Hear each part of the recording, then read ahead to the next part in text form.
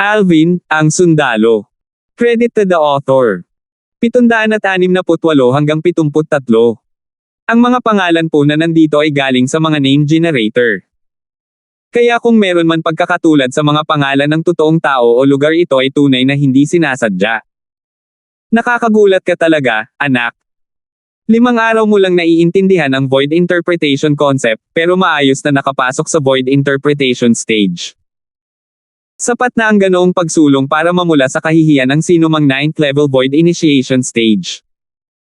Tumingin si Wilbur kay Alvin habang bumaantong hininga. Ang swerte ko lang naman.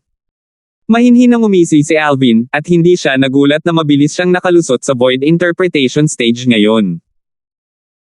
Hindi pa banggitin na ang kanyang origin energy ay nakamit ang limitasyon ng ika-9 na antas ng void initiation stage, kahit na ang labis na nakapagpapagaling na lakas ng rebirth pill na naipon sa loob ng kanyang katawan ay sapat na upang payagan siyang mabilis na makapasok sa void interpretation stage. Ang nakapagpapagaling na lakas ng rebirth pill ay hindi biro. Halos 2 buwang oras. Ang layunin ko ay ang pangalawang antas ng void interpretation stage. Pumikit muli si Alvin at nagpatuloy sa paglilinang. Kahit na maaari siyang umasa sa concept fragment upang maunawaan ang konsepto habang siya ay naglilinang, ngunit hindi niya ito ginawa dahil kailangan niyang mag-concentrate sa paraan ng paglilinang ng isip ng ika-7 anyo ng Nine Dragons War Sovereign Technique. Ang ika-7 anyo ng Nine Dragons War Sovereign Technique ay tinawag na Sword Dragon Form. Bukod sa nilinang upang umaban sa void interpretation stage, ang ika-7 anyo ng Nine Dragons War Sovereign Technique, ang Sword Dragon Technique ay may kakayahan din na tulungan siya sa mabilis na pag-unawa sa konsepto ng sword. Hindi lang iyon, ang Sword Dragon Form na ito ay may dalang mataas na grade Heaven Rank Offensive Martial Skill, ang Nine Dragons Radiant Flash. Ang Radiant Flash ng Nine Dragon ay isang martial skill na gumamit ng sword concept sa pundasyon nito. Ang aking wind concept ay isa ng void interpretation concept, at natutugunan nito ang mga kondisyon para magsagawa ng heaven rank martial skill. Ngunit ang Nine Dragons Radiant Flash na ito sa halip ay nangangailangan ng sword concept bilang pundasyon nito para magamit. Naisip ni Alvin sa kanyang puso. Hindi bababasa, kailangan kong maunawaan ang unang antas ng elementary sword concept. Nang mag-isip siya hanggang dito, hindi na nag-isip pa si Alvin at nagsimulang mag-cultivate ayon sa pamamaraan ng mental cultivation ng Sword Dragon Form, at mabilis siyang nalunod dito. Kasabay ng pagbuti niya sa kanyang cultivation gamit ang Sword Dragon Form, naiintindihan niya ang Sword Force at maging ang Sword Concept. Siyempre, kaya lang nitong tulungan siyang maunawaan hanggang sa unang antas ng elementary sword concept, at ang mga sumusunod na antas ay kailangang maunawaan ng kanyang sarili. Sa ganitong paraan, hindi ko mahahati ang atensyon ko para intindihin ang iba pang konsepto na may concept fragment hanggat hindi ko naiintindihan ang unang antas ng elementary sword concept. Nang mag-isip siya hanggang dito, wala nang ibang pagpipilian si Alvin. Ngayon, umaasa na lang siya na mauunawaan niya ang unang antas ng elementary sword concept sa lalong madaling panahon habang isinusulong ang kanyang cultivation. Pagkatapos niyang makapasok sa void interpretation stage, si Alvin ay nagpatuloy sa paglilinang at mabilis na naging pamilyar sa pamamaraan ng mental cultivation ng Sword Dragon Form, na nagpapahintulot sa kanyang cultivation na tumapak sa tamang landas. Nang magising siya mula sa kanyang pagtatanim, kalahating buwan na ang lumipas. Ang sumisikat na araw ay sumikat ng mataas sa langit at ang sikat ng araw ay bumuhos sa lupa, at ang sikat ng araw ay bumalot kay Alvin, na naging dahilan upang hindi niya maiwasang ipikit ang kanyang mga mata. Ito ang hilagang desyerto. Si Alvin ay tumingin pababa patungo sa walang hangganang lupa sa ilalim ng Azure-eyed Eagle, at ang lupang ito ay natatakpan ng mga tiwangwang na kapatagan at burol na walang nakatira at walang hangganan. Oo, sumagot si Wilbur. Uncle Flair, pumunta ka na ba dito dati? Nagtataka na tanong ni Alvin. Minsan. Tumango si Wilbur. Ang pinakamalayong lugar na napuntahan ko ay ang Ancient Desert City ng Hilagang Desyerto. Ang Ancient Desert City ay ang lungsod ng mga dayuhang lupain na pinakamalapit sa ating iba't ibang dinastiya. Tumango si Alvin na may pag-unawa. Swoosh! Biglang, ang isang alon ng nakakaasar na huni ng hangin ay pumasok sa mga tainga ni Alvin mula sa likuran, at naging dahilan upang hindi maiwasan ni Alvin na lumingon at tumingin. Nakita niya ang napakabilis na demonyong halimaw na lumilipad patungo sa kanila, at mahina niyang nakita ang dalawang figure sa likod ng demonyong hayop. Ang demonyong hayop ay lumilipad ng buong bilis, at ang bilis nito ay hindi mas mababa sa Azure-eyed Eagle. Kasabay ng paggamit nito sa Void Interpretation Concept, mabilis nitong isinara ang distansya sa pagitan nito at ng Azure-eyed Eagle. Samantala, malinaw na nakita ni Alvin ang hitsura ng demonyong hayop, at ito ay isang lumilipad na demonyong hayop na tila isang buwiter ngunit lubhang hindi magandang tingnan. Isang ikapitong antas ng Void Interpretation Stage na demonyong hayop. Napakadaling natukoy ng espiritual na puwersa ni Alvin ang paglilinang ng Vulture Demon Beast. Hindi napigilan ni Alvin na hanapin ang mga alaala ng Rebirth Martial Emperor, at mabilis niyang nakita ang mga tala na may kaugnayan sa ganitong uri ng Vulture Demon Beast. Lightning Vulture, isang Void Interpretation Stage na demonyong hayop na mas kakilakilabot kaysa sa isang Azure-eyed Eagle. Ang mga nangungunang figure ng pamilya ng Lightning Vulture ay mayroon pa ring ikasyam na antas ng Void Interpretation Stage. Ito ay kahit na sa lawak na ang isang demonyo, ay isang beses na lumitaw sa pamilya ng Lightning Vulture. Nagulat si Alvin sa kanyang puso nang malaman niya ang tungkol sa Lightning Vulture. Swoosh! Samantala, ang Lightning Vulture ay nilapitan ng Azure-eyed Eagle bago lumipat ng kahanay sa Azure-eyed Eagle pagkatapos ng maikling sandali. Ang dalawang figure sa Lightning Vulture ay malinaw na pumasok sa mga mata ni Alvin. Isang binata na mahigit 30 taong gulang na ang edad na nakasuot ng jade green na mahabang damit, at siya ay may mabituing mga mata, hugis espada ang mga kilay, magandang hitsura, at magandang tindig. Gayunpaman, sa sandaling ito, ang kanyang mukha ay naglalaman ng bahagyang pagkabalisa. Sa gilid ng binata ay isang dalagang nasa edad 15 o 16. Ang dalaga ay may hitsura na parang inukit na jade, at hinawakan niya ng mahigpit ang manggas ng binata habang ang matubig at malalaking mata nito ay nagpapakita ng ekspresyon ng takot. Nang ma-curious si Alvin kung bakit ganito ang ekspresyon ng 2 taong ito, isa pang nakakabinging hagong ng hangin ang umalangaw mula sa likuran ni Alvin. Ang isa pang demonyong hayop ay lumipad palabas upang lumitaw sa mga mata ni Alvin.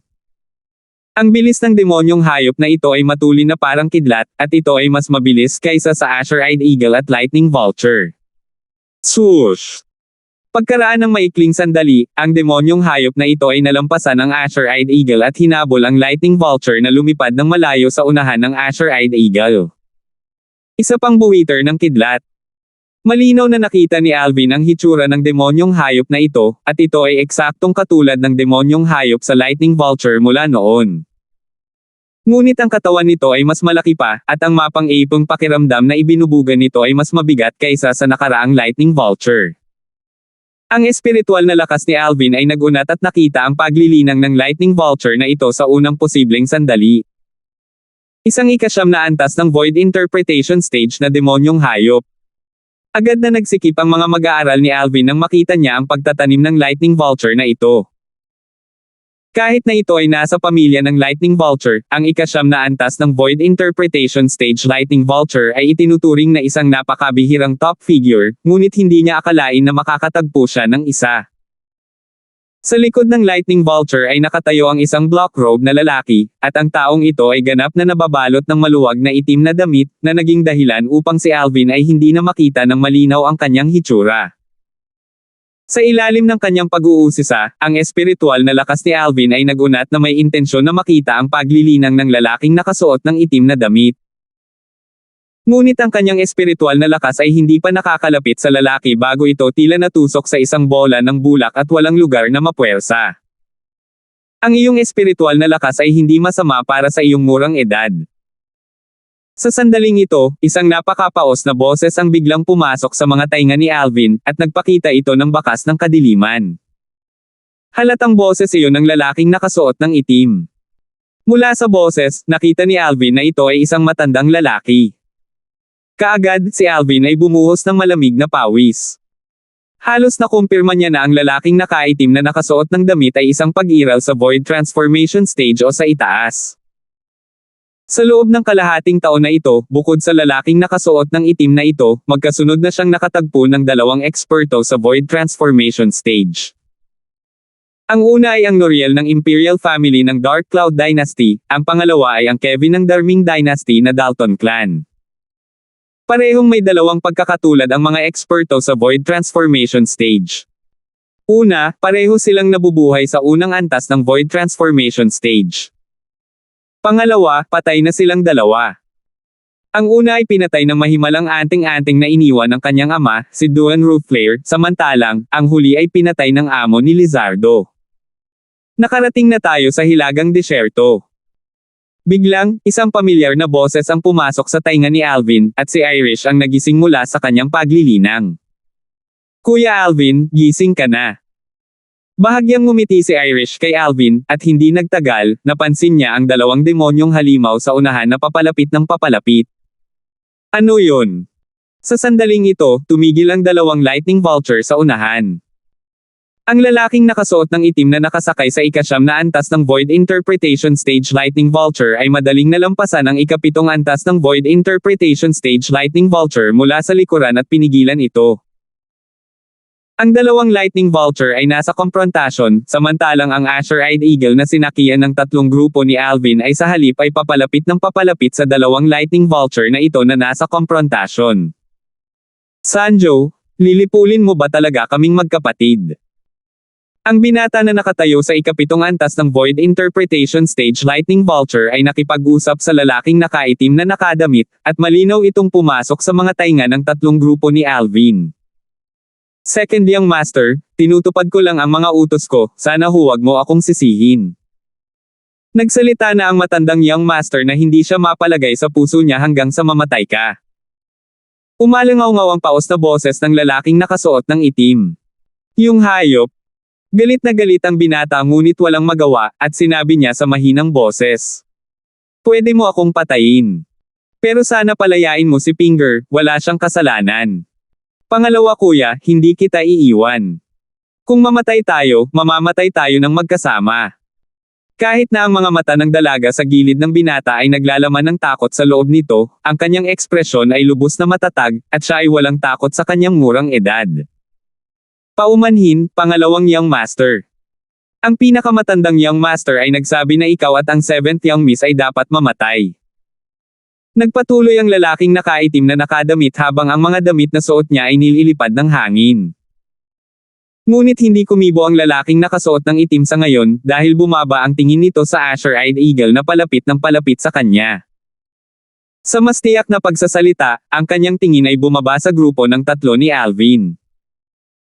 Kahit na naramdaman ni na Alvin at Irish na ang magkapatid na ito ay kaawa-awa, at nakaramdam pa sila ng simpatiye para sa kanila, ngunit hindi sila nang ahas na kumilos ng padalos-dalos.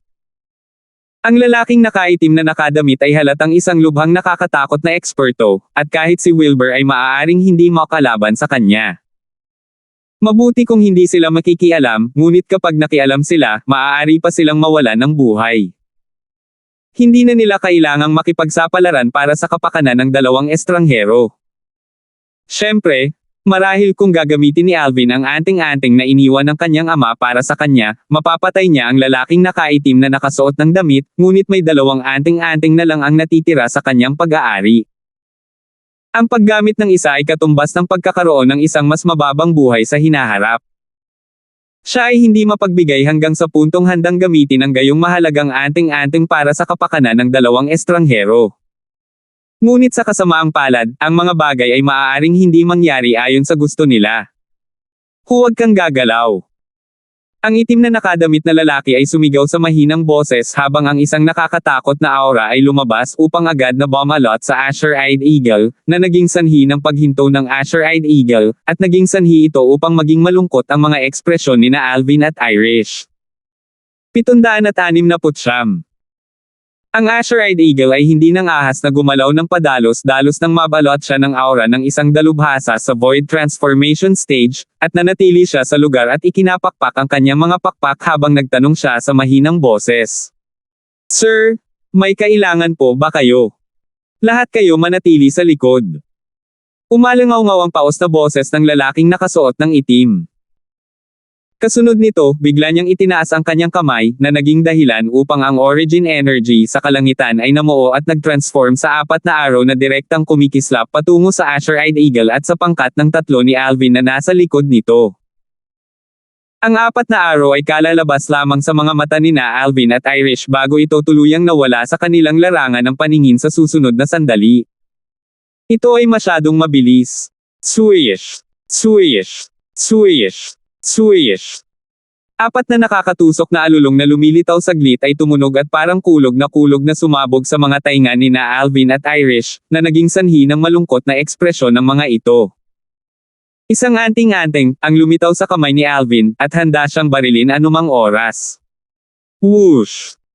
Si Wilbur ay humakbang pasulong upang tumayo sa harap ni na Alvin at Irish, at sa pagtataas ng kanyang kamay, ang kanyang malawak na origin energy ay tumangay kasama ang kanyang manggas upang madaling pigilan ang apat na araw na iyon.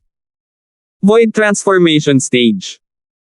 Ang lalaking nakaitim na nakasuot ng damit ay orihinal na inakala na magagawa niyang lipulin ang tatlong tao at ang demonyong halimaw na nasa harapan niya sa pamamagitan ng pagtataas ng kanyang kamay, ngunit hindi niya lubos maisip na talagang mayroong pag-iral sa Void Transformation Stage sa gitna nila. Mukhang nagkamali ako ng paghusga. Makakaalis na kayong apat. Ang lalaking nakasuot ng itim na lalaki ay tumingin sa grupo ng tatlo ni Alvin at sa Azure-eyed Eagle habang dahan-dahan siyang nagsasalita. Kasabay nito, ang kanyang aura na bumabalot sa Azure-eyed Eagle ay binawi pagkatapos niyang magsalita. Mas madaling magpatawag ng masamang espiritu kaysa pawiin ito. Hindi mo ba narinig ang kasabihang ito? Nagsalita si Wilbur nang walang pakialam. Ano? Gusto mo akong labanan? Kung hindi ako mali, dapat kang maging nangungunang martial artist mula sa isa sa mga dynasties sa Timog, tama? Ayon sa pagkakaalam ko, nasa second level lang ng Void Transformation Stage ang pinakamalakas na martial artist sa dynasties na iyon. Ang origin energy ay tumibok mula sa katawan ng lalaking nakasuot ng itim habang nagsasalita. Sa susunod na sandali, 400 sinaunang may sungay na mga silhouette ng dragon ang nakapulupot mula sa langit sa itaas niya, at sila ay nag-iipon ng lakas habang naghihintay na may deploy. Expert ng third level Void Transformation Stage.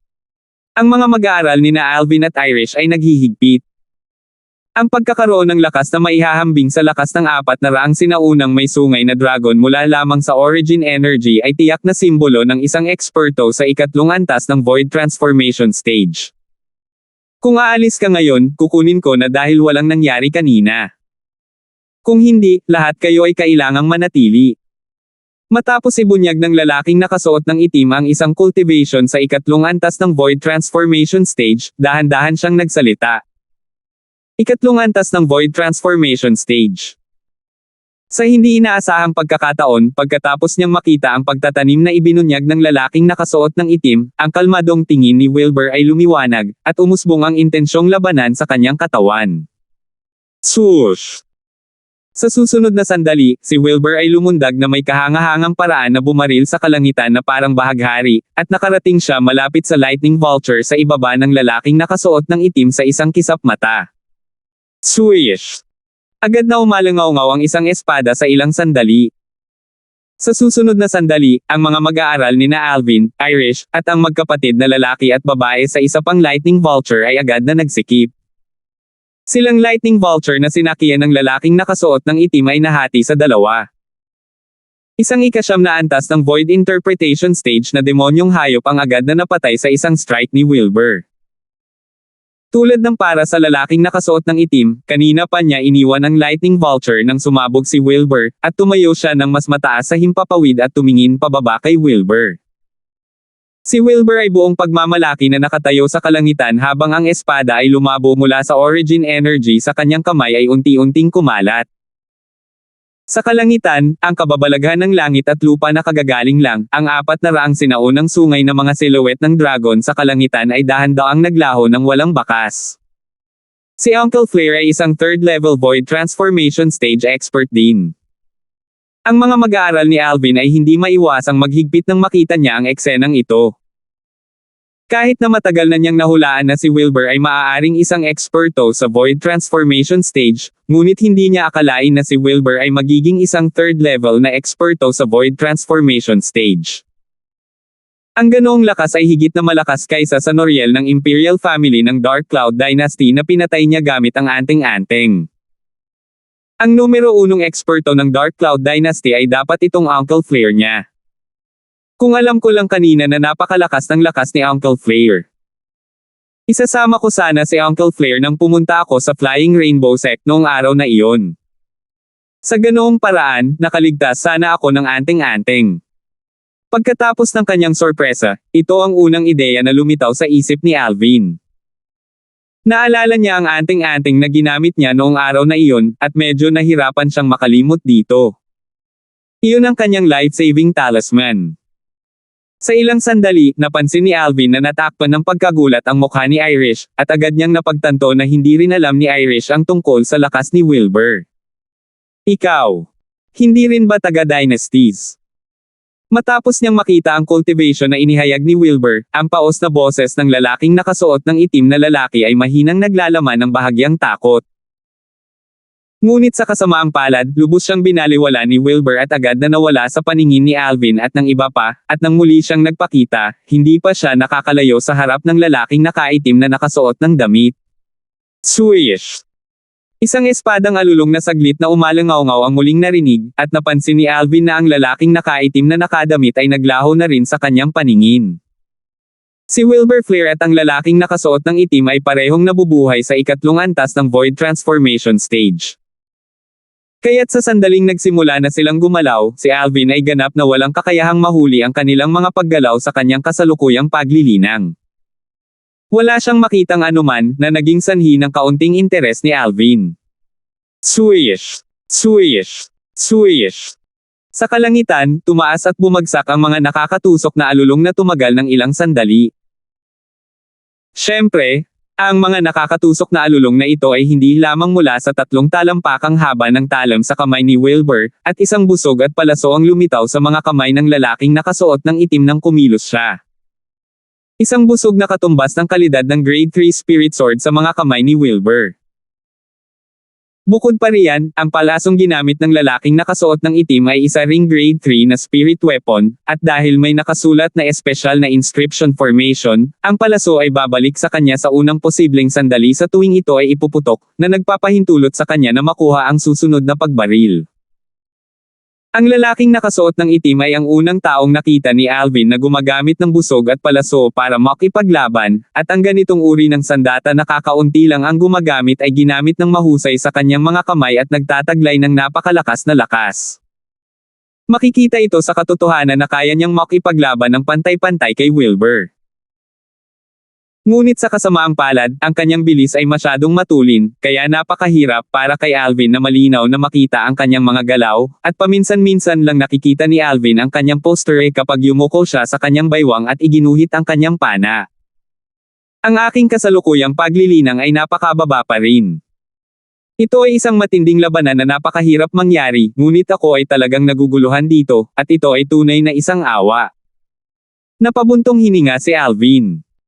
Walang kamalay-malay na gumalaw ang tingin ni Alvin upang bumaba sa binata at dalaga na nasa likod ng isa pang lightning vulture. Ang binata ay nakatingin sa labanan sa harap niya ng may interes. Nakikita niya ang mga galaw ni Uncle Flare at ng matandang iyon. Bumilis ang tibok ng puso ni Alvin, at nakaramdam siya ng bahagyang hindi paniniwala. Sa ilalim ng kanyang kuryosidad, ang espiritual na lakas ni Alvin ay nagunat upang balutin ang binata na may layuning makita ang paglilinang ng binata. Ang pagtuklas na ito ay ikinagulat ni Alvin hanggang sa puntong ang kanyang mga mag-aaral ay hindi napigil ang maghigpit. Ikawalong antas ng Void Interpretation Stage. Hindi niya maiwasang mabigle dahil ang binatang ito na mukhang lagpas 30 taong gulang ay talagang isang pag-iral sa ikawalong antas ng Void Interpretation Stage. Kahit na inalagaan niyang mabuti ang kanyang hitsura, siya ay nasa halos 35 taong gulang na ngayon. Napabuntong hininga si Alvin.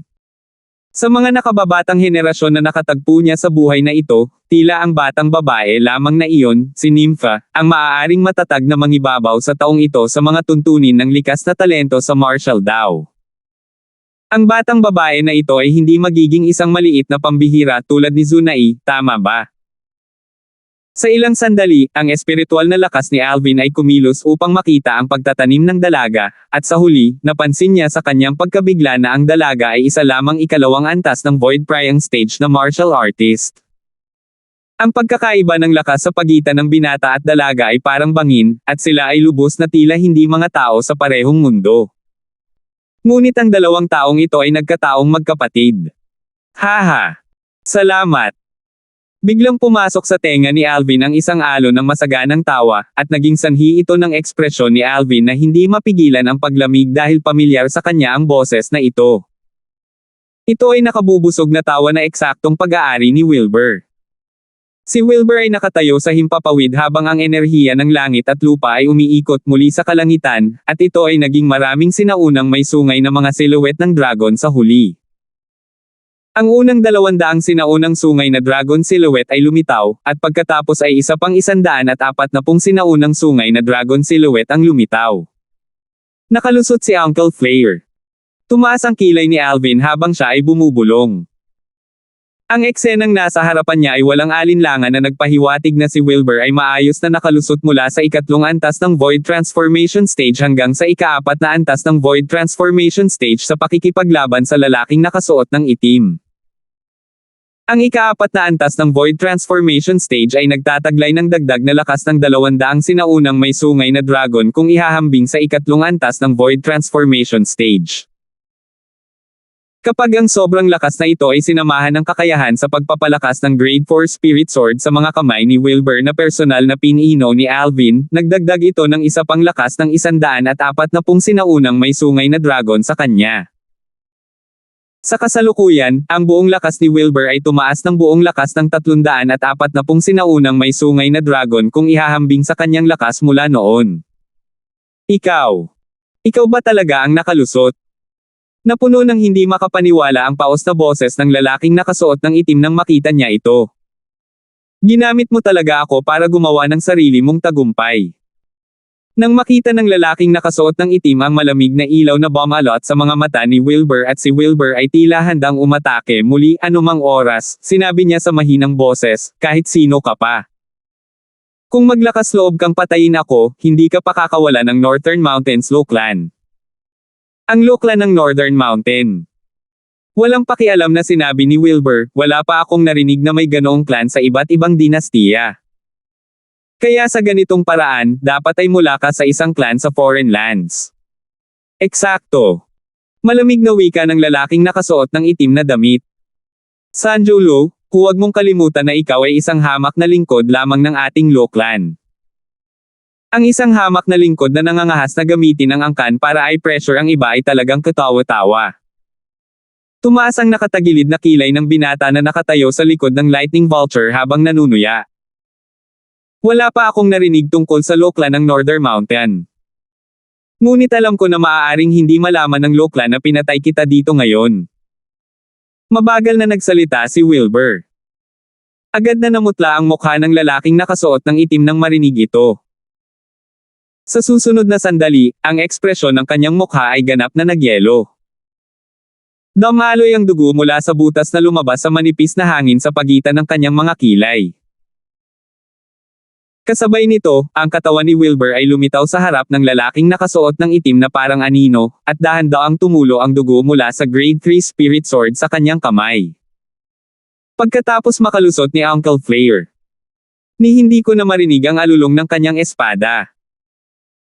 Biglang bumilis ang tibok ng puso ni Alvin nang lubos niyang napagtanto kung gaano kaitikot ang isang dalubhasa sa Void Transformation Stage sa ikaapat na antas.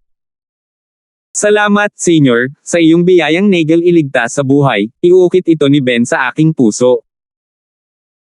Ang binata na nakatayo sa Lightning Vulture ay hinaila ang dalaga sa kanyang tabi upang yumuko kasama niya habang siya ay magalang na nagpasalamat kay Wilbur. 770. Ma'am. Walang pakialam na sumulyap si Wilbur kay Ben bago naglaho sa lugar, at nang nasa tabi na siya ni Alvin at Irish ay muli siyang nagpakita. Pwede ko bang malaman ang magandang pangalan ni Senior para mabayaran ka ni Ben sa hinaharap? Tanong ni Ben. Hindi na kailangan. Sinabi ni Wilbur na may mahinahong tono, kung hindi dahil sa taong iyon ang nagkusa na guluhin ako ngayon, wala akong intensyon na iligtas ka. Bukod pa riyan, napakalawak ng Cloud Continent na malamang na hindi na tayo magkakaroon ng pagkakataong magkita muli sa hinaharap, lalo pa akong bayaran. Nang matapos siyang magsalita, tumingin si Wilbur sa Azure-eyed Eagle. Ching! Alis na tayo. Ang Azure-eyed Eagle ay tumango bago ang mga pakpak nito ay lumipad, at pagkatapos ay ang katawan nito ay kumislap sa di kalayuan. Kahit ano paman, iukit ni Ben ang iyong kabaitan ngayon sa puso ko. Nagsalita si Ben sa malakas na boses nang makita niyang umalis si Wilbur. Kasabay nito, ang kanyang tingin ay lumipat mula kay Wilbur upang kumislap sa mga mukha ni na Alvin at Irish na parang gusto niyang maalala ang kanilang mga hitsura. Ang titig ni Ben ay lubos na magiliw, at naging sanhi ito nang hindi mapigilan ni Alvin na bumalik ng isang ngiti. Tumingin si Ben mula sa malayo at bumalik lamang sa kanyang katinoan pagkatapos na ang Azure-eyed Eagle ay kumislap sa di kalayuan at natago mula sa mga ulap at ambon, at pagkatapos ay ang kanyang mga mata ay kumikislap sa malamig na mga ilaw. Lusong, wala akong pansin na makipagkompetensya sa iyo. Ngunit dahil gusto mong maging walang awa sa pamamagitan ng hindi lamang pagpatay sa mem kundi pati na rin sa pagnanais na patayin ang ikapitong kapatid na babae, kung gayon wala akong pagpipilian kundi ang makipagkompetensya sa iyo. Second brother, sino sa tingin mo yung senior na yun dati? Baka taga Dynasty sa South. Nagtataka ang tanong ng dalagang sumunod sa tabi ni Ben. Posible, pero hindi naman. Finger, kailangan na nating umalis. Nang matapos siyang magsalita, tumingin si Ben sa Lightning Vulture. Sa pamamagitan ng isang utos, ang Lightning Vulture ay nagbago sa isang kidlat na naglaho sa loob ng mga ulap at ambon sa kalangitan. Congratulations, Uncle Flare. Matapos lumipad ng malayo ang Azure-eyed Eagle, binati ni Alvin si Wilbur. Ang tagumpay ni Wilbur sa ika-4 na antas ng Void Transformation Stage ay walang alinlangan na isang bagay na karapat-dapat na batiin. Pare, hindi ko talaga alam na isa kang third-level Void Transformation Stage martial artist noong nakaraan. Pinaghirapan mo talagang itago ito sa akin. Ngumiti ng mapait si Irish. Bahagyang ngumiti si Wilbur ngunit hindi nagsasalita. Pare, paano ka biglang nagtagumpay sa ika-4 na antas ng Void Transformation Stage? Tanong ni Irish. Nasa isang hakbang na ako mula sa ika-4 na antas ng Void Transformation Stage, at nagkataon lang na nakuha ko ang kritikal na salik sa pambihirang tagumpay pagkatapos kong labanan ang lalaking nakasuot ng itim na damit. Ngayong pag-usapan ko ito, lahat ng ito ay salamat sa kanya na ako ay nakalusot, sabi ni Wilbur. Biglang naunawaan si Irish. Napukaw ang hangarin ng pakikipaglaban ni Uncle Flare nang ang lalaking nakasuot ng itim na lalaki ay nagpahayag ng isang cultivation sa ikatlong antas ng Void Transformation Stage. Malinaw, napukaw ni Uncle Flare ang intensyon na gamitin ang lalaking nakasuot ng itim na sumailalim sa isang tagumpay mula noong sandaling iyon. Nagulat si Alvin sa kanyang puso nang maalala niya ang eksena noon. Pagkatapos ng labanang ito, malinaw na alam ni Alvin sa kanyang puso na kahit na ito ay nasa 10 dinastiya, si Wilbur ay malamang na isang nangungunang dalubhasa, at marahil ang mga dayuhang lupain lamang ang nagtataglay ng mga tao na maaaring maging katapat niya. Lumipas ang oras sa isang kisap mata. Sa isang kisap mata, may 10 araw na lang bago magsimula ang Martial Competition of the 10 Dynasties. Sa araw na ito, ang origin energy kay Alvin na naka-cross-legged sa likod ng Azure-eyed Eagle habang pinahihintulutan ang hangin at ulan na humampas sa kanya ay tumaas ng walang dahilan o tula, at ito ay tila isang bola ng gatas na puting apoy. Sa sumunod na sandali, nanginginig ang malagatas na puting apoy na ito na parang nagkaroon ng pagbabago. Whoosh! Kaagad, ang enerhiya ng langit at lupa ay uminag sa kalangitan bago lumitaw ang kababalaghan ng langit at lupa. 30 sinaunang may sungay na mga silhouette ng dragon na nakapulupot mula sa langit, at napakaganda ng mga ito. Kasabay nito, ang malagatas na puting apoy ay yumanig at bumaril sa kalangitan muli, at ito ay tila bahagyang naging isang napakalaking espada. Ngunit sa kasamaang palad, ang napakalaking espada na ito ay hindi nagtagal. Kasabay ng pagkakalat ng 30 sinaunang may sungay na mga silhouette ng dragon, ang napakalaking espada na bumabalot kay Alvin ay agad na binawi bago naging isang bola ng apoy na ganap na sumanib sa kanyang katawan. Sa halos parehong oras, iminulat ni Alvin ang kanyang mga mata, at isang liwanag ng espada ang bahagyang dumaan sa kanyang mga mata at nagpahayag ito ng matinding pakiramdam. Ikalawang antas ng Void Interpretation Stage. Nagliwanag ang mga mata ni Alvin. Kahit na alam niya na ang nakapagpapagaling na lakas ng rebirth pill ay napakalakas, ngunit hindi niya naisip na ito ay napakalakas hanggang sa punto na tinulungan siya nitong makalusot muli sa isang maikling panahon. Nariyan din ang Advanced Sword Force.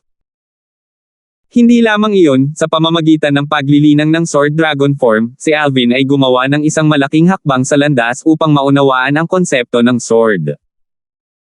Siya na nakaintindi ng Advanced Sword Force ay isang hakbang na lang mula sa pag-unawa sa konsepto ng sword. Freak! Isang boses ang pumasok sa tenga ni Alvin, at iyon ay boses ng Azure-Eyed Eagle. Sumunod-sunod kang nasira sa loob ng maikling panahon ng 2 buwan. Gaya ng inaasahan sa lalaking kinagigiliwan ni Irish. Napangiti si Alvin na nahihiya. Hindi masama. Samantala, napansin ni Alvin ang pagkislap ng tingin ni Wilbur, at ang titig ni Wilbur sa kanya ay puno ng pagtataka. Hindi pa ba nakakalusot si Irish? Bumaba ang tingin ni Alvin kay Irish na naka-crossleg sa cultivation sa malapit. Nakarating siya sa unang antas ng Void Interpretation Stage 3 araw na ang nakakaraan, sabi ni Wilbur. Agad na nabigla si Alvin nang marinig niya ito, hindi napigilan ng kanyang espiritual na lakas na magunat, at nakita nito ang pagtatanim ni Irish sa unang posibleng sandali. Ito ay talagang nasa unang antas ng Void Interpretation Stage nang walang pag-aalinlangan. Ang pagpapabuti ni Irish ay naging sanhi ng kanyang pagkagulat. Pagkatapos ng lahat, si Irish ay hindi nagtataglay ng rebirth pill. Ang dalawang maliit na freak na ito ay nalampasan na ang iyong mga tagumpay mula sa lahat ng mga nakaraang taon, sabi ng Azure-Eyed Eagle. Ang kanyang mga salita ay malinaw na sinabi kay Wilbur. Hindi ito pinansin ni Wilbur, at ang kanyang malawak na tingin ay tumingin sa unahan. Hindi sila katulad ko. Maging ang martial competition ng 10 Dynasties ay panimulang punto lamang para sa kanila, at ang buong Cloud Continent ay ang tunay na yugto na sa kanila. Ang mga salita ni Wilbur ay puno ng kumpiyansa kina Alvin at Irish. Siyempre, ang paunang kondisyon para sa lahat ng ito ay kayang mabuhay si Irish lampas sa edad na 30. Nang matapos siyang magsalita, hindi napigilan ni Wilbur na mapabuntong hininga dahil ang apoy na espiritong katawan ng kanyang anak ay palaging nag-aalala sa kanya. Huwag kang mag-alala, Uncle Flair. Napakabait ni Irish, kaya tiyak na magkakaroon ng paraan. Naaaliw si Alvin. Naniniwala ako sa hula. Tumango si Wilbur. Unang natigilan si Alvin nang marinig niya ito, at pagkatapos ay hindi niya napigil ang tumawa ng mapait.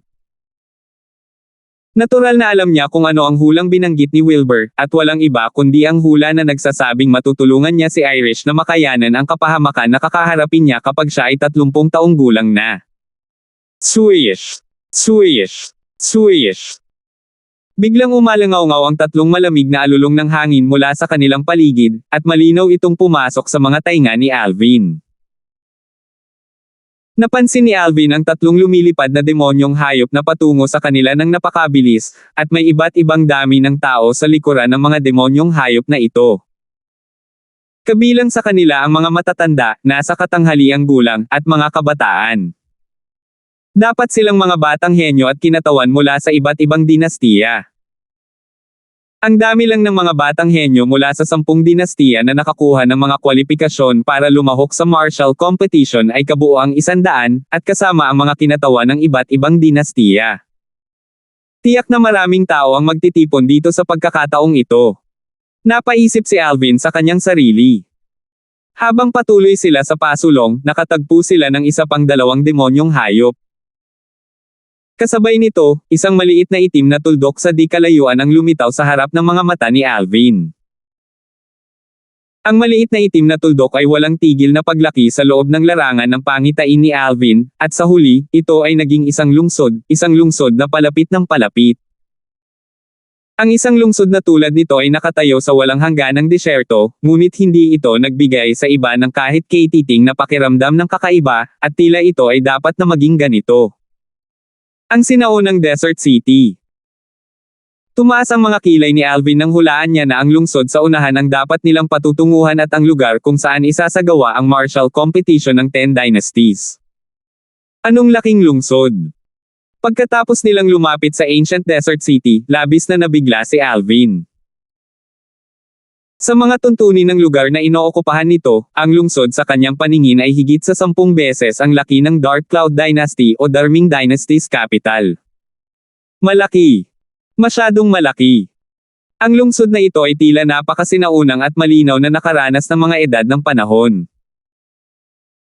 Ang lungsod na ito ay walang tarangkahan ng lungsod, ni may mga bantay, at sinuman ay malayang nakapasok at nakaalis dito. "Ching! Pumasok ka," sabi ni Wilbur. Agad na bumagsak ang Azure-eyed Eagle habang bumibilis, at sa isang kisap mata, ang Azure-eyed Eagle ay nakapasok sa ancient desert city mula sa langit, na naging dahilan upang lumitaw ang mga lansangan ng lungsod sa mga mata ni Alvin. Maraming mga martial artist na lumilipad sa kalangitan sa itaas ng lungsod, at marami ring mga demonyong hayop na lumilipad. Si Alvin ay hindi naglakas loob na gamitin ang kanyang espiritual na lakas para tuklasin ang paglilinang ng iba, dahil ang kaunting pag-iingat ay maaaring magdulot sa kanya na inisin ang isang dalubhasa, at pagkatapos ay walang alinlangan na siya ay tatamaan ng kasawian. Kahit na ang Wilbur ay isang pag-iral sa ika-4 na antas ng Void Transformation Stage at maaaring mangibabaw sa 10 dynasties, sa mga dayuhang lupain, ang mga pag-iral na katulad o mas kakilakilabot kaysa sa Wilbur ay matatagpuan sa lahat ng dako. Hindi sa banggitin saan man, ang Ancient Desert City lang ang malamang na mayroong maraming buhay na mas malakas kaysa sa Wilbur. Ito ang Ancient Desert City. Samantala, nagising si Irish mula sa kanyang paglilinang, at kakaiba niyang sukat ang sinaunang lungsod na ito sa kanyang paningin. "Tito Flair, saan tayo pupunta ngayon?" tanong ni Alvin kay Wilbur. "Ang Skywolf Fort." Bumaba ang tingin ni Wilbur patungo sa hilaga ng Ancient Desert City sa unang posibleng sandali. May tiyak na isang malawak na lugar na katulad ng Imperial Palace na nakatayo doon. Mas malaki pa ang lugar na ito kaysa sa Imperial Palace ng Dark Cloud Dynasty. Naningkit ang mga mata ni Irish, at hindi niya maiwasang mapabuntong hininga sa paghanga. Ang lugar lang na inookupahan nito ay higit sa 2 beses ang laki ng Dark Cloud Dynasty's capital o kahit na ang Darming Dynasty's capital. "Uncle Flair, sabi mo ito ang Skywolf Fort?" nagtataka na tanong ni Alvin. Ang Skywolf Fort ay masasabing may-ari ng Ancient Desert City, at ito ay isang mabigat na kapangyarihan ng foreign lands na malapit sa 10 dynasties. Ang martial competition ng 10 dynasties sa pagkakataong ito ay hawak ng Skywolf Fort. Bahagyang seryoso ang ekspresyon ni Wilbur nang ipakilala niya ang Skywolf Fort. Naging dahilan din ito upang lubos na napagtanto ni Alvin kung gaano kakilakilabot at kakilakilabot ang Skywolf Fort na ito, at ganap nitong nalampasan ang 10 dinastiya. "Tara na!" nagsalita si Wilbur, at ang Azure-eyed Eagle ay tumungo sa Skywolf Fort. Pagkatapos nilang lumapit sa Skywolf Fort, nakita ni Alvin na halos walang tao o demonyong hayop sa kalangitan sa itaas ng Skywolf Fort, at lahat ng mga human martial artist at demonyong hayop na lumilipad sa himpapawid ay umiikot dito mula sa malayo bago pa man sila lumapit sa Skywolf Fort. Para bang ang Skywolf Fort ay isang nakakatakot na halimaw. 771. Binuhat ng Azure-eyed Eagle ang 3 grupo ni Alvin at papalapit lang sa Skywolf Fort nang may lumipad palabas ng Skywolf Fort para direktang pigilan ang Azure-eyed Eagle. Ang taong ito ay isang nasa katanghaliang gulang na lalaki na nakasuot ng kulay berdeng uniforme. Ang nasa katanghaliang gulang na lalaki ay may isang ordinaryong hitsura, at sa kaliwang dibdib ng berdeng damit ay isang espesyal na badge na nagtataglay ng isang mabagsik na pattern ng Skywolf na nakasulat dito. Kulay tanso ang mga mata ng Skywolf. "Bakit ka pumunta sa aming Skywolf Fort?" tanong ng middle-aged man. "Kami ay mga miyembro ng Dark Cloud Dynasty, at pumunta kami dito para lumahok sa martial competition ng 10 dynasties." Ipinaliwanag ni Wilbur ang kanilang dahilan ng pagdating dito. Bumaba ang tingin ng nasa katanghaliang lalaki kina Alvin at Irish nang marinig niya si Wilbur, at sa wakas ay nilock nito si Alvin habang nagpapakita ng bahagyang pagkagulat. Sa ganang kanya, ang naka-violet na binata na ito ay dapat isa sa 10 kabataang henyo ng Dark Cloud Dynasty na nakakuha ng mga kwalifikasyon para lumahok sa martial competition ng 10 Dynasties, at si Alvin ay napakabata pa kaya hindi niya maiwasang magulat. Tungkol naman sa dalagang nakasuot ng pula, naisip niyang sasama ito sa kasiyahan dahil napakabata pa nito. Sumunod ka sa akin. Nanguna sa unahan ang lalaking nasa katanghaliang gulang. Samantala, hiniling ni Wilbur sa Asher-eyed Eagle na maghintay sa labas ng Ancient Desert City bago sundan ang nasa katanghaliang gulang na lalaki kasama sina Alvin at Irish na tumungo sa kanluran. Habang nasa daan, curious na pinalaki ni Alvin ang paligid. Ang Skywolf Fort ay nahahati sa 2 lugar.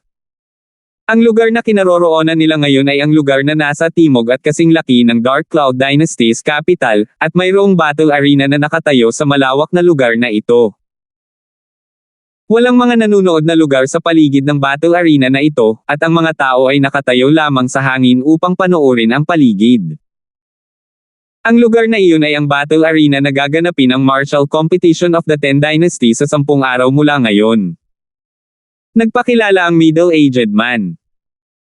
Hindi nagtagal, ang grupo ng 3 ni Alvin ay lumapit sa isang tuloy-tuloy na complex ng mga gusali sa ilalim ng pamumuno ng nasa katanghaliang gulang na lalaki, at ang mga gusaling ito ay pavilion. Bawat solong pavilion ay may nakasabit na plaque, tulad ng Chrysanthemum Pavilion, Osmundas Pavilion, Peony Pavilion, at iba pa at iba pa. May mataas at mababang pavilion sa gitna nila, at lahat ng mga ito ay pinangalanan ng mga bulaklak. Nang malapit na siya sa mga pavilion, napansin ni Alvin na isang nasa katanghaliang gulang na lalaki na nakasuot ng katulad na berdeng kulay na uniforme ang umaakay sa 8 tao na pumasok sa isang pavilion na may 4 na palapag.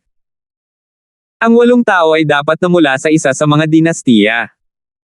Napaisip si Alvin sa kanyang sarili.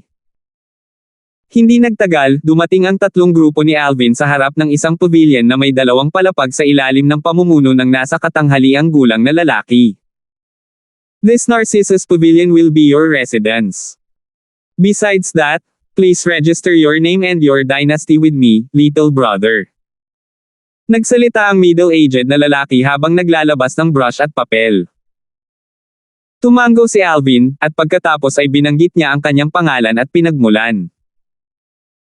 Nagre-rehistro ka ng mga taong kalahok sa martial competition ng 10 Dynasties? Tanong ng kalapit na Irish. Oo. Tumango ang middle-aged na lalaki.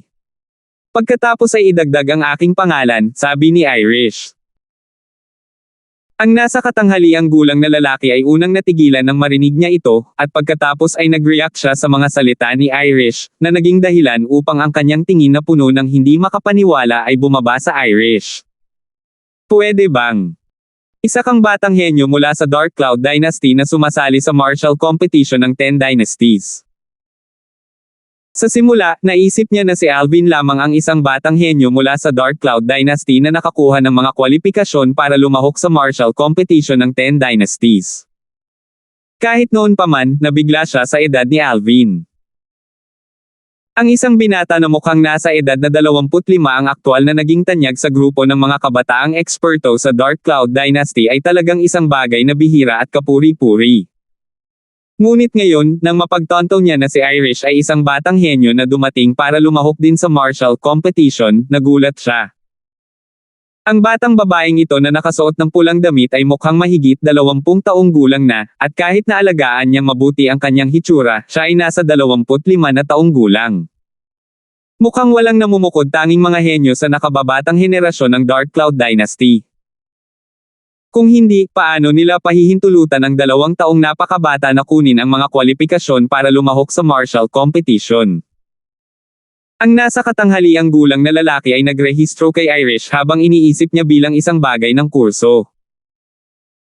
Pagkatapos niyang irehistro ang mga ito, ang nasa katanghaliang gulang na lalaki ay nagbigay sa grupo ni Alvin ng 3 ng tig-isang command token. Ang tatlong command token na ito ay magbibigay daan sa inyong lahat na malayang gumalaw sa loob ng outer fort ng ating Skywolf Fort.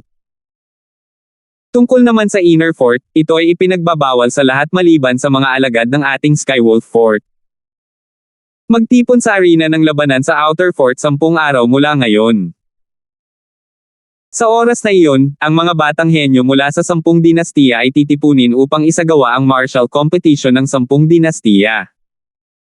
Nang matapos siyang magsalita ay diretsyong umalis ang middle-aged. Samantalang ang tatlong grupo ni Alvin ay pumasok sa Narcissus Pavilion. Mayroong kabuoang 2 palapag sa Narcissus Pavilion, at bawat solong palapag ay napakaluwang at may 2 silid at 1 balkonahe. Kasunod nito, ang grupo ng tatlo ni Alvin ay nanirahan sa Narcissus Pavilion.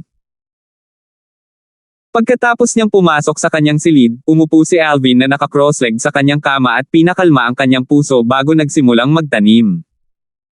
9 Dragon's War Sovereign Technique, Sword Dragon Form. Sa kasalukuyan, si Alvin ay mayroon lamang isang kagyat na target, at iyon ay upang maunawaan ang konsepto ng sword. Hanggat naiintindihan niya ang konsepto ng sword, magagawa niyang linangin ang mataas na antas ng Heaven Rank Martial Skill, ang 9 Dragons Radiant Flash. Kung matagumpay kong malinang ang 9 Dragons Radiant Flash bago magsimula ang martial competition, tiyak na mapapabuti ang aking lakas ng isang hakbang pa. Ibinaw ni Alvin ang kanyang buong katawan at isipan sa paglilinang, at tila nakalimutan na niya ang oras. Kuya Alvin! Kuya Alvin!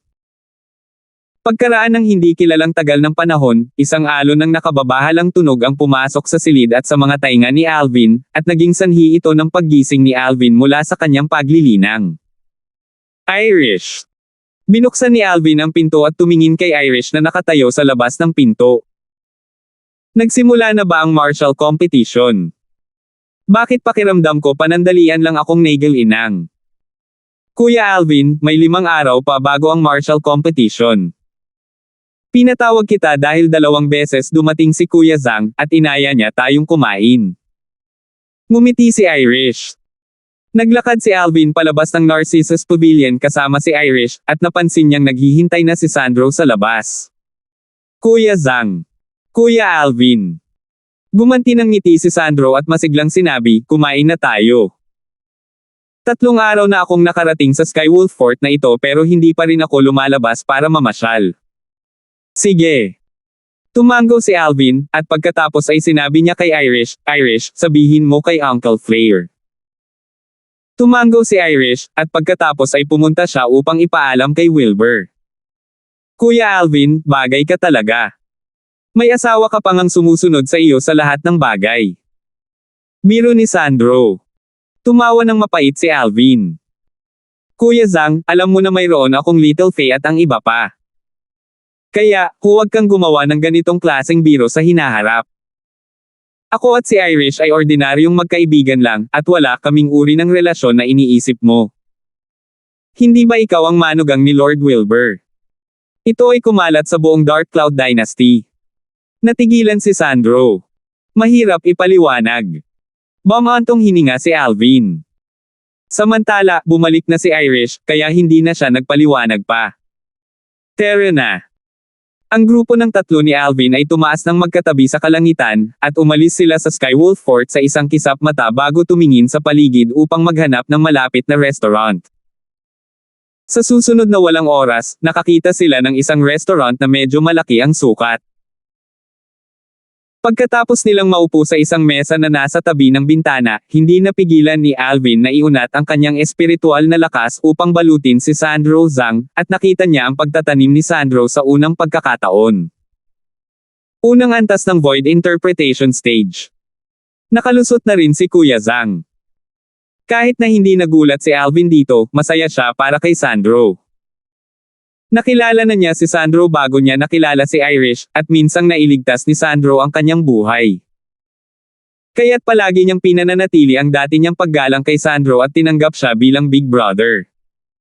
Oh! Hindi ba't mga eksperto ito ng Dark Cloud Dynasty? Parang tinatawag kang Sandro. Biglang may nanggagalaiti na boses ang lumapit sa malayo. Kasabay nito, dalawang kabataang lalaki sa paligid ng edad na 37 o 38 at halos nasa katanghaliang lalaki ay naglalakad na magkatabi upang tumayo sa harap ng mesa ni Alvin, at ang asul na nakadamit na binata sa gitna ng dalawang taong ito ay nakatingin kay Sandro na may nanunuyang tingin. Ano? Kulang pa ba yung lesson na itinuro ko sa'yo kahapon? Sinulyapan ni Sandro ang binata na may asul na damit, at pagkatapos ay malamig siyang sumigaw. FK off. Malungkot ang ekspresyon ng binata na nakadamit na asul, at sinabi niya sa malamig na boses, Sandro, inaamin ko na hindi ako katugma sa iyo. Ngunit ang kalaban mo ngayon ay hindi ako. Nang magsalita siya dito, tumingin siya sa payat na binata na may kalmadong ekspresyon na nasa kanyang tabi, at isang mahinhin na ekspresyon ang bumalot sa kanyang mukha. Big brother kong, kahapon, siya ang nagsabi na ang lahat ng mga batang henyo ng ating Darcho Dynasty na dumating para lumahok sa martial competition ng 10 Dynasties ay mga basura at natalo sa kanyang kamay. Bahagyang kumunat ang noo ni Sandro. Kailan ko sinabi ang lahat ng ito?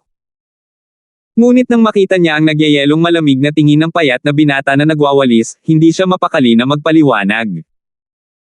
Kung magpapaliwanag siya sa sandaling ito, walang alinlangan na magiging mas mababa ang kanyang kahangahangang paraan kaysa sa ibang binata. Kahit na si Alvin na nakaupo sa gilid ay hindi alam kung ano ang nangyari, ngunit nakita niya ang ilang mga pahiwatig mula sa mga salitang binigkas ng binata na nakadamit asul. Halatang sinisiraan ng binata si Sandro. Kilala niya si Sandro ng mahigit isang araw o dalawa, kaya natural niyang alam na imposible para kay Sandro na magsabi ng ganito. Ikaw mismo ay hindi ka pareha para sa kanya, kaya naghanap ka ng iba na tutulong sa iyo sa lahat ng mga gastos. Ewan ko sa iba, ngunit tiyak na basura ka. Dahan daw ang itinaas ni Alvin ang kanyang ulo upang tingnan ang binata na may asul na damit bago nagsalita ng walang pakialam. Anong sabi mo? Nagdilim ang ekspresyon ng binata na nakaasul na damit, at galit na pinandilatan niya si Alvin habang umaalab ang origin energy sa kanyang katawan. Gayunpaman, hindi siya nang ahas na kumilos, at ang kanyang nakakatakot na tingin ay dumaan kay Sandro. Alam niyang malinaw sa kanyang puso na maliban na lamang kung si Sandro ay hinawakan ng taong nasa kanyang tabi, kung hindi, imposibleng saktan niya ang binatilyong ito na nakadamit ng violet na tinawag siyang basura.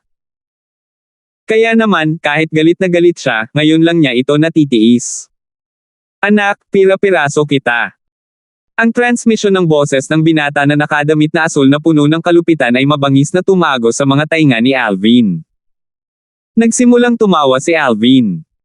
Isang martial artist sa ika-9 na antas ng Void Initiation Stage ang gustong punitin ako. Sabi mo gusto mo akong punitin. Isang nakakatuwang ngiti ang lumitaw sa mga sulok ng bibig ni Alvin habang nakatingin siya sa binata na nakadamit asul. Kung gayon bakit hindi ka kumikilos? O di kaya, natatakot ka sa Kuya Zangko, kaya hanggang ngayon hindi ka naglakas loob?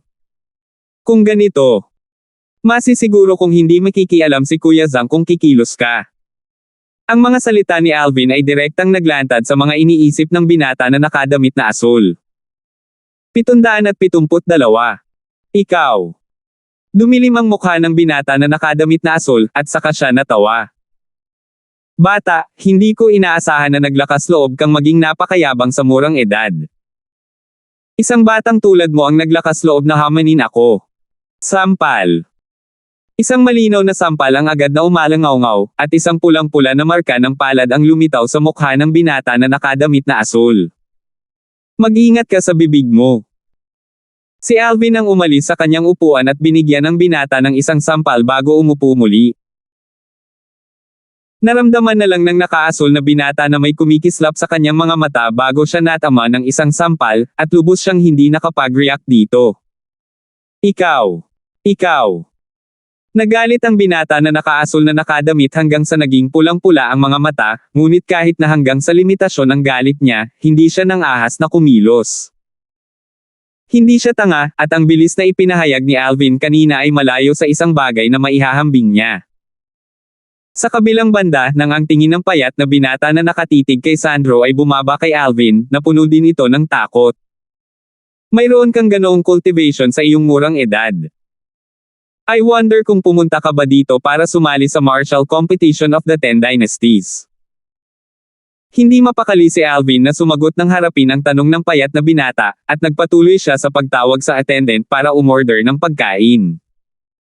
For a time, ang ekspresyon ng payat na binata ay masigla, ngunit hindi siya sumiklab sa huli.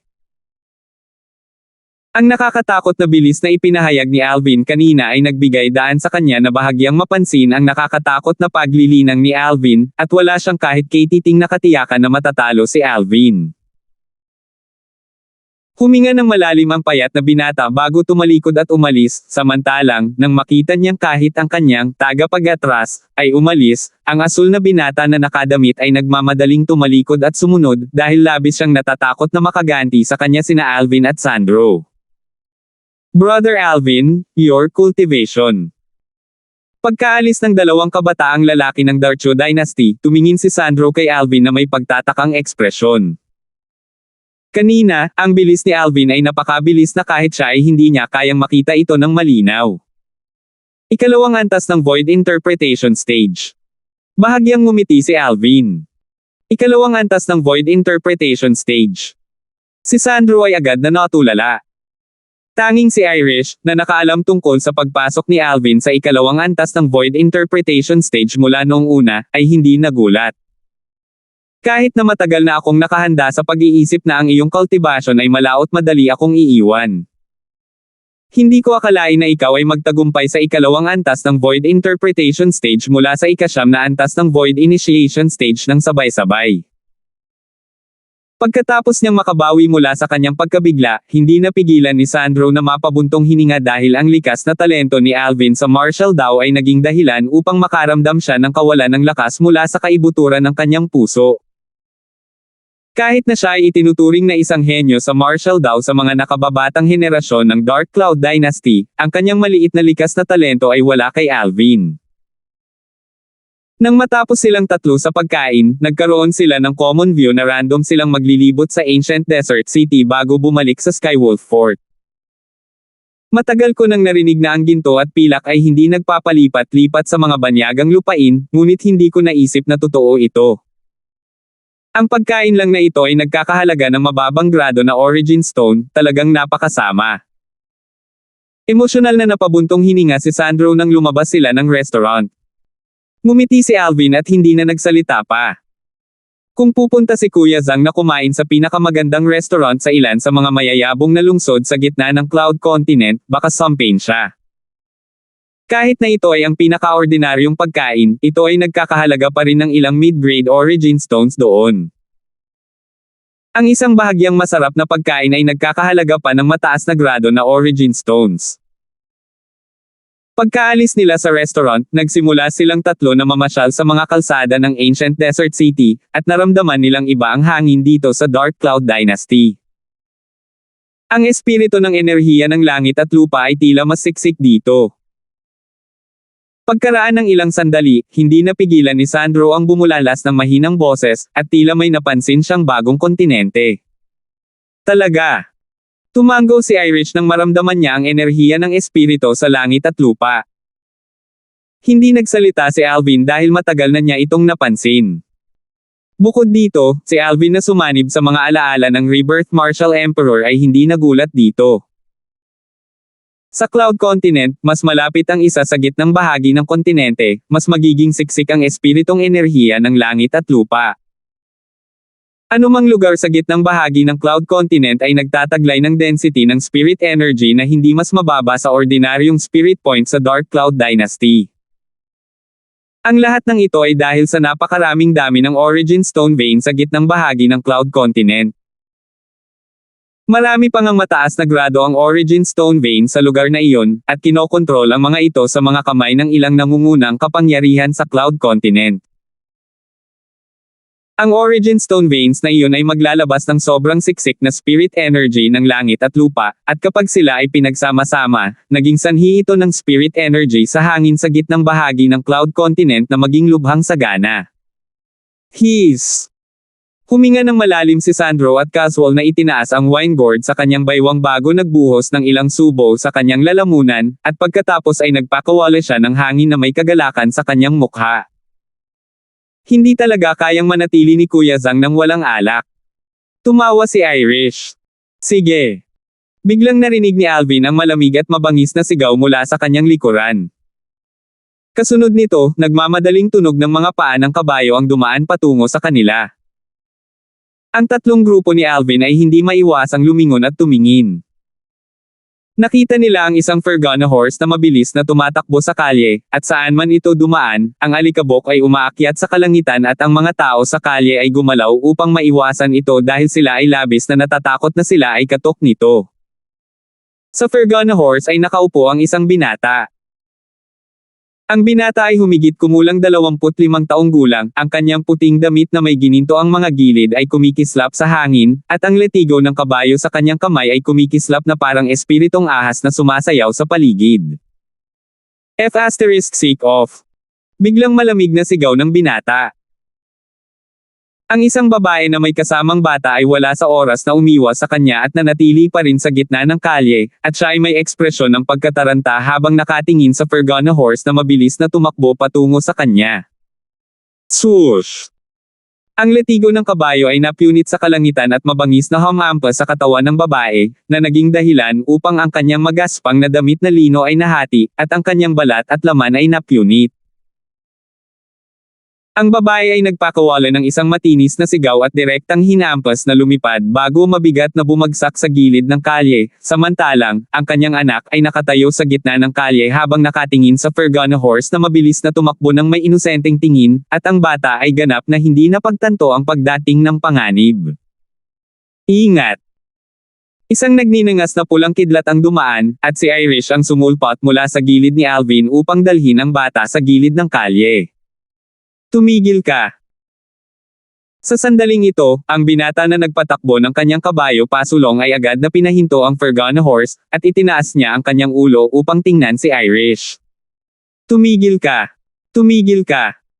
Kasabay nito, sumunod pa ang ilan pang Fergana horses sa kilos ng binata at huminto sa likuran niya. Malinaw, sila ay kanyang mga alapiers, at ito ay nagpapahiwatig na ang background ng binata ay hindi pangkaraniwang. Sa Ancient Desert City, kahit na ang pinakamahinang kapangyarihan ay hindi talaga mahina. Bukod dito, dahil ang binata ay naglakas loob na gumawa ng karahasan habang tumatakbo ang kanyang kabayo sa mga lansangan, ang kapangyarihan sa likod niya ay halatang hindi simple, kung hindi, paano siya maglakas loob na kumilos ng ganito. Masungit na babae. Matapos makita ng binata ang walang katulad na kagwapuhan ni Irish, ang kanyang mga mata ay naglabas ng ekspresyon ng kasakiman, at patuloy siyang sumigaw ng malamig. Ibalik mo siya sa amin. Gusto ng young master na ito na disiplinahin siya ng maayos. Sa ilang salita, pilit niyang gustong agawin ang isang babaeng sibilyan.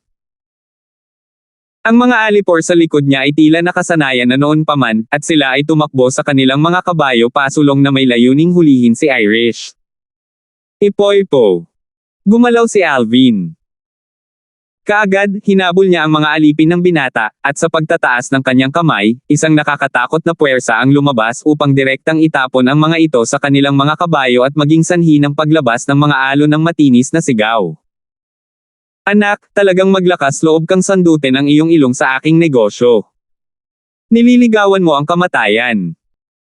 Agad na nagalit ang binata nang makita niyang may nakikialam sa kanyang negosyo, at pinaandar niya ang kanyang kabayo pasulong habang ang letigo ng kabayo sa kanyang kamay ay tila naging isang kidlat na malakas na humampas kay Alvin.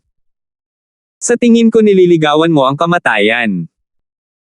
Samantala, si Irish na nagpadala sa bata sa gilid ng nasugatan na babae ay kumislap na parang nag-transform siya sa isang kidlat. Sa susunod na sandali, nasa harapan na niya si Alvin, at sa casual na pagtaas ng kanyang kamay, hinawakan niya ang letigo ng kabayo ng binata na humampas. B*H, nililigawan mo si kamatayan. Nanlamig ang tingin ng binata habang nanginginig ang letigo ng kabayo sa kanyang kamay na may balak na kunin ang kanyang letigo mula sa mga kamay ni Irish. Ngunit sa kasamaang palad, gaano man kalakas ang ginawa niya, ang kalahati ng letigo ng kabayo na hawak ni Irish sa kanyang kamay ay hindi gumagalaw kahit kaunti. Ang paggawa ng karahasan sa iyong kabayo, ang puwersahang pag-agaw ng babaeng sibilyan. Ang isang walang kwenta anak ng makapangyarihang tulad mo ay karapat-dapat sa kamatayan. Ang magagandang mata ni Irish ay napuno ng lamig habang nanginginig ang kanyang kamay, na naging sanhi ng panginginig ng letigo ng kabayo at agad na lumipad palabas at mabangis na binasag sa dibdib ng binata, at pinasabog nito ang binata mula sa kanyang kabayo. Ah! Ang binata ay nagpakawala ng matinis na sigaw habang siya ay bumagsak sa lupa sa isang malungkot na kalagayan, at siya ay gumapang pagkatapos ng ilang sandali at nakatitig ng masama kay Irish habang siya ay sumisigaw ng galit. Patayin ninyong lahat ang B*H na ito. Kung hindi siya mamamatay, mamamatay kayong lahat. Agad, ang mga alipors na itinapon ni Alvin mula sa kanilang mga kabayo ay sumugod kay Irish nang walang anumang pagsasaalang-alang sa kanilang buhay. Sa kasamaang palad, lahat sila ay nagdusa ng parehong kinalabasan. Bago si Irish na isang first level na void interpretation stage na martial artist, kahit nataglay nila ang isang pambihirang lakas sa void initiation stage, madali silang napigilan at pinasabog ni Irish. Bang! Bang! Bang! Pagkaraan ng ilang sandali, ang mga alipores ng binata ay nagkalat sa paligid ng binata, na naging sanhi ng galit na galit ang ekspresyon ng binata. Isang grupo ng mga walang kwentang basura. Nagmura ang binata sa kanyang mga alipores bago tumingin kay Irish na may titig na nababalot ng malamig na ilaw. B*H, you actually dared hit me. Kilala mo ba kung sino ako? Wala akong pakialam kung sino ka. Karapat-dapat ka sa kamatayan para sa paggawa ng karahasan at pagsisikap na puwersahang mag-angkin ang mga babaeng sibilyan. Galit na sumigaw si Irish at nagpostere ng panibagong pag-atake. Agad na natakot ang binata hanggang sa namula ang kanyang mukha, at pinaandar niya ang kanyang kabayo upang mabilis na tumakas, at hindi niya pinansin ang kanyang mga alipin at nakarating sa malayo sa ilang sandali. Maghintay ka lang. Maghintay ka lang. Hindi nakalimutan ng binata ang pagbabante ni na Alvin at Irish pagkatapos niyang tumakas sa malayo, at ang kanyang tinig na puno ng sobrang lamig ay naanod. Papatayin ko siya. Nang makita niyang hindi nakalimutan ng binata na banta sila, agad na nagalit si Irish, at sinadya niyang habulin ang binata. Irish! Pinigilan ni Alvin si Irish at umiling. Huwag mong habulin ang isang desperado na kalaban. Kung siya ay maglakas loob na muling maghanap sa atin, ako ang unang papatay sa kanya. Dahil nangangahas siyang gumawa ng gulo sa Ancient Desert City, malamang na hindi simple ang kapangyarihan sa likod ng taong iyon. Dumating si Sandro sa tabi ni na Alvin at Irish, at nahulaan niya. Kayong lahat ay dapat na umalis ng mabilis. Ang taong iyon ay ang pinakamatandang young master ng Drake Clan ng ating Ancient Desert City, at siya ang anak na pinahahalagahan ng patriarch ng Drake Clan. Dahil lahat kayo ay tinuruan siya ng leksyon, hindi siya papayag na pabayaan ito. Pagkaraan ng ilang sandali, ang ilang mabait na tao ay hindi maiwasang payuhan sila. Oo. Umalis ka na dali. Maraming tao ang nagpayo. 773. Natatakot ako na huli na ang lahat. Nakataas ang kilay ni Alvin habang nakatingin sa direksyon na nilisan ng binata. Sa sandaling ito, umalangaw-ngaw ang mga alon ng tumatagos sa tainga ng hangin at papalapit ng papalapit mula sa itaas sa kalangitan patungo sa direksyong iyon. Hindi nagtagal, lumipad ang 5 lumilipad na demonyong hayop, at sa isang kisap mata, nakarating sila sa itaas na grupo ng 3 ni Alvin bago umikot sa hangin sa isang nagbabantang paraan. Ang grupo ng 3 ni Alvin ay nagtaas ng ulo at nakita na ang binata na nakasuot ng puting roba na may gintong mga gilid noon ay nakatayo sa pangunguna ng demonyong hayop. Ang kanyang nagyayelong malamig na mga mata ay napuno ng malagim na hangarin na pumatay habang ito ay kumikislap pababa upang mahigpit na nakakulong sa grupo ng 3 ni Alvin. Sila na. Malamig na sigaw ng binata habang ang origin energy sa kanyang katawan ay tumataas, at ang demonyong hayop sa ilalim niya ay nagsimulang mag-ipon ng lakas habang naghihintay na umatake din. Sa kalangitan, tinakpan ng sinaunang sungay na mga silhwete ng dragon ang kalangitan habang nakapulupot ang mga ito na may kahangahangang aura na bumaril sa kalangitan na parang bahaghari. Ika-9 na antas ng Void Initiation Stage mga demonyong hayop. Tumaas ang kilay ni Alvin dahil hindi niya akalain na ang binatang ito, isang ikapitong antas lamang ng Void Initiation Stage na martial artist ay talagang may kakayahang sumakay sa isang demonyong hayop na 2 antas na mas mataas kaysa sa kanyang sarili. Mukhang pambihira talaga ang Drake Clan. Sa sandaling matapos magsalita ang binata, ang iba pang 4 na demonyong hayop ay nagtipon kasama ang demonyong hayop sa ilalim ng binata, at ang 5 na antas ng Void Initiation Stage na mga demonyong hayop ay malamig na tumitig sa grupo ni Alvin na 3. Hinihintay nila ang utos ng binata bago sila sumugod at walang pag-aalinlangan na labanan ang 3 grupo ni Alvin. Walang pakialam si Alvin sa 5 mga demonyong hayop ng Void Initiation Stage na 9th level, at ang kanyang tingin ay bumaba sa likod ng 4 na demonyong hayop. May 4 na lalaking nasa katanghaliang gulang na may malamig na ekspresyon na nakatayo sa isa sa mga demonyong hayop, at lahat ng nasa katanghaliang gulang na mga lalaki ay nakasuot ng itim na damit at walang ekspresyon na parang 4 na buhay na zombie. Ang espiritual na lakas ni Alvin ay nagunat upang makita ang kanilang cultivation sa unang posibleng sandali. Lahat sila ay pang-4 na antas ng Void Interpretation Stage martial artist.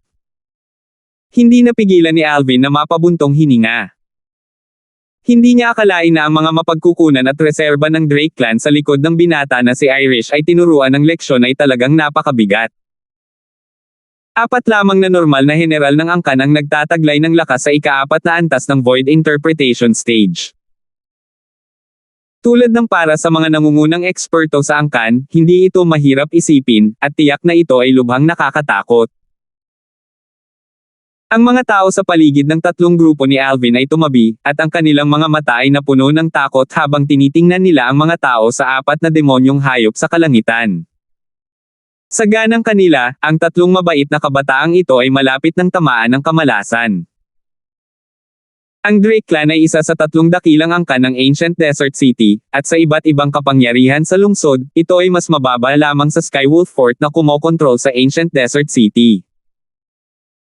Siyempre, hindi banggitin ng Ancient Desert City, ang Skywolf Fort ay itinuturing na isang overlord kahit sa mga nakapalibot na lugar. Kung gusto ng Skywolf Fort na lipulin ang 3 dakilang angkan ng Ancient Desert City, kailangan lang nitong magpadala ng Vice Fort Master para ganap silang patayin. Sa mata ng mga ordinaryong tao, ang 3 dakilang angkan ng Ancient Desert City ay lubhang kakilakilabot. Ngunit sa mata ng Skywolf Fort, para silang mga langgam na hindi makatiis ng kahit isang suntok. Ang Skywolf Fort ay ang Panginoon sa sulok na ito ng foreign lands. Kahit na ang lahat ng mga eksperto ng 10 dynasties sa Timog ay lumipat, at maging ang 3 dakilang angkan ng Ancient Desert City ay nakipagsanib puwersa sa kanila, imposibleng maalog nila ang Skywolf Fort kahit kaunti. Kaya, kitang-kita ang lakas ng Skywolf Fort. Gayunpaman, kahit na ang 3 dakilang angkan ng Ancient Desert City ay wala bago ang Skywolf Fort, alinman sa mga angkan na ito ay mga pag-iral na hindi maihahambing ng 10 dakilang dynasties sa Timog. Kapag ang lahat ng mga eksperto ng alinman sa mga angkan na ito ay naipadala na, ito ay sapat na upang lipulin ang 10 dakilang dinastiya. Ang mga angkan sa mga banyagang lupain ay talagang hindi bagay na maihahambing ng 10 dinastiya. Sa Ancient Desert City, sinakop ng Skywolf Fort ang isang lugar, at nagtataglay ng isang malayong katayuan na imposibleng matitinag. Gayunpaman, ito ay tiyak na dahil dito na ang Skywolf Fort ay bihirang makialam sa mga usapin sa Ancient Desert City. Ang lahat ng bagay sa Ancient Desert City, tulad ng mga negosyo at ang mid-grade origin stone vein ay pinagsama-samang responsibilidad ng 3 dakilang clans at kontrolado nila, samantalang higit sa 70% ng mga benepisyong nakuha ng 3 dakilang clans sa Ancient Desert City ay kailangang ibigay sa Skywolf Fort. Kung hindi pinansin ng Skywolf Fort, ang 3 dakilang angkan ay ang 3 pinuno ng Ancient Desert City na walang nang-ahas na masaktan. Habang natutulog ang tigre, naghahari ang mga unggoy, ito ay wala ng iba pa. Ngayon, pinamunuan ng pinakamatandang young master ng isa sa 3 dakilang angkan, ang Drake Clan, ang mga general ng Drake Clan na may intensyon na patayin ang 3 kabataan, kaya walang naramdaman na makakaligtas sila. Ilang beses na silang nakakita ng mga katulad na eksena, samantalang ang kinalabasan ay halos pareho. Wala ni isa sa mga taong nakasakit sa panganay na Young Master ng Drake Clan ang makakaligtas. Sa ganang kanila, walang pagbubukod ngayon din. Pumalakpak. Biglang nag-flash out ang isang figure, at ito ang babaeng hinagupit na lumilipad ng Drake Clan's eldest Young Master kanina. Dinala niya ang kanyang anak para lumuhad sa sahig. Young Master Han, isa kang magaling na tao na hindi nagkikimkim ng hinaing para sa mga nakaraang pagkakamali, kaya hayaan mo na sila. Ang babae ay nagsalita habang siya ay yumuko upang humingi ng awa para sa tatlong grupo ni Alvin, at hindi nagtagal ay dumaloy ang kanyang dugo mula sa kanyang ulo. Patayin ang hamak na ordinaryong tao. Nang ang grupo ni Alvin ay nabigla sa ginawa ng babae at hindi nakapag-react dito, malamig na sumigaw si Hans. She asterisk T. Si Alvin ang unang nag-react, at naging malungkot ang kanyang mukha. Ngunit sa kasamaang palad, huli pa rin siya. Ang general ng Drake Clan na iyon na nakatayo sa demonyong hayop ay agad na sumalakay, at ang kanyang malawak na palm print ay bumalot pababa upang direktang sabog ang babae at ang kanyang anak, na naging sanhi ng pagdumi ng dugo sa lupa. Bumaba sa lupa ang nakakatakot na print ng palad at naging sanhi ng maraming kahindek-hindek na bitek na lumitaw sa lupa, at ang mga bitek na ito ay siksik at magkadikit na parang sapot ng gagamba. Ikaw. Damat.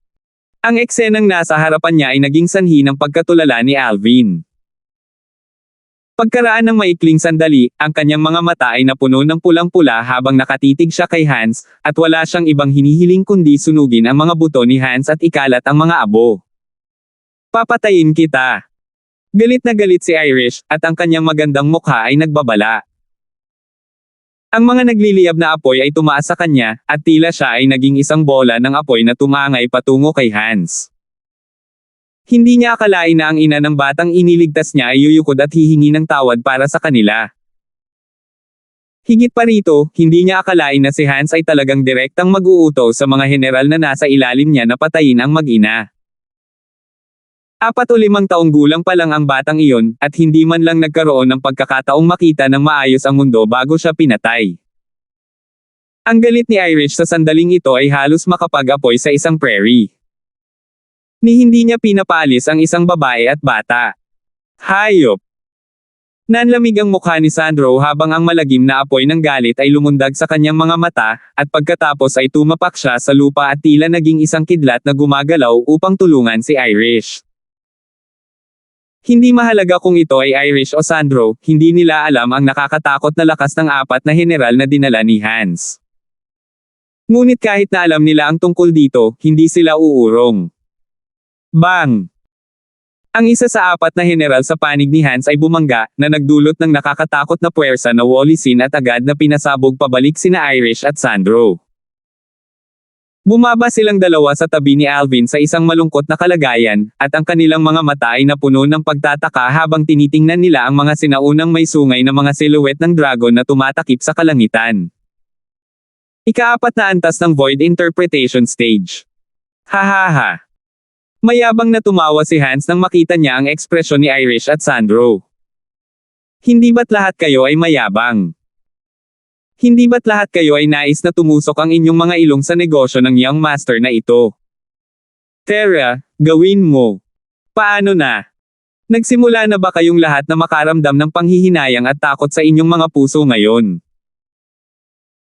Tumayo si Han sa demonyong hayop at napapaligiran ng 4 na pang-4 na antas ng Void Interpretation Stage na general, na naging dahilan upang siya ay magmukhang supremo habang nakatingin siya sa 3 grupo ni Alvin. Hindi nagsalita sina Irish at Sandro ngunit malamig at walang pakialam na nakatingin lamang kay Hans. Panghihinayang. Takot. Si Alvin na hindi kumibo bukod sa pagtuturo ng leksyon sa mga allipiers ni Hans ay tumingin ng walang pakialam kay Hans. Hindi ko alam kung ano ang panghihinayang at takot. Kung gusto mo talagang magsalita tungkol sa panghihinayang. Nagsisisi lang ako na hindi kita nahabol at napilayan kanina. Nang matapos siyang magsalita, bahagyang naging malamig ang boses ni Alvin. Whoosh! Ang mga salita ni Alvin ay nagulat sa karamihan ng mga manunood. Nililigawan ba ng binatang ito si kamatayan? Sa isang mabilis na pag-iisip, nagkaunawaan sila. Batay sa kasalukuyang sitwasyon, kahit na humingi ng tawad ang binatang ito, malamang na imposible para sa kanya na mabuhay sa init ng ulo ng Drake Clan's eldest young master. Sa kasalukuyan, ang pinakamabuting pagpipilian niya ay protektahan ang kanyang dignidad bago mamatay. Sa halip na mamatay ng nakatayo kaysa mabuhay sa kanyang mga tuhod. Mabuti, mabuti. Malungkot ang ekspresyon ni Hans nang marinig niya si Alvin, at tumawa siya sa sobrang galit.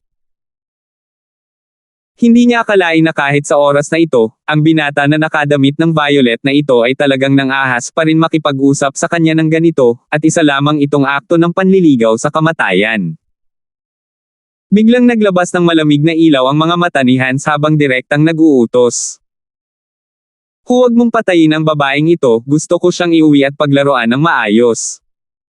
Yung dalawa pang lalaki, patayin mo ng diretso. Swoosh! Swoosh!